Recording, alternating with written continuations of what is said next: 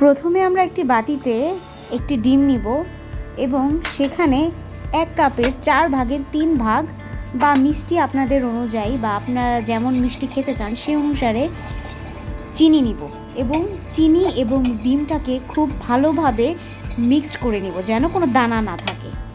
এরপর 2 টেবিল চামচ রান্নার যে তেল সেই তেলটা আমরা সেই ইনগ্রিডিয়েন্টসের সাথে ভালোভাবে মিক্স করতে থাকব।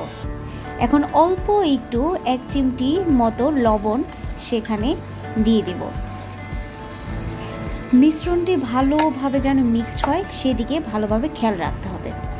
এখন ঠান্ডা যে দুধটা ছিল অবশ্যই রুম টেম্পারেচারের হতে হবে, সেই দুধটাকে আমরা সেই মিক্সচারে দিয়ে ভালোভাবে মিক্সড করে নেব।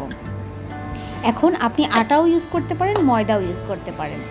অল্প অল্প করে সেই আটা বা ময়দাটা সেই ডিম দুধের সাথে অল্প অল্প করে মিক্স করতে হবে। অবশ্যই মনে রাখতে হবে যেন আটা নেন বা ময়দা নেন সেটা যেন ছেঁকে নেওয়া যায়, এতে করে মিক্সটা খুব ভালো হবে।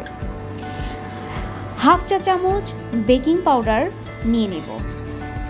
এছাড়াও আমরা কিন্তু ভ্যানিলা এসেন্স ইউজ করব। ভ্যানিলা এসেন্স আপনারা 1 চামচের 1 ভাগ ইউজ করতে পারেন।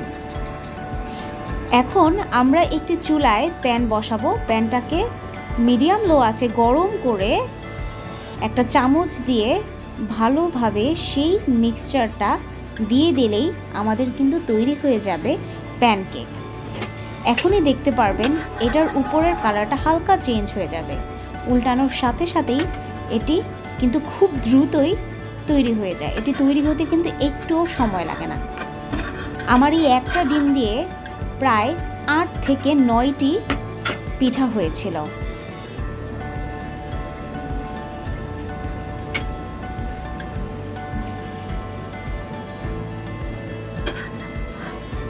দেখুন কি সুন্দর কালার হয়েছে দেখতে।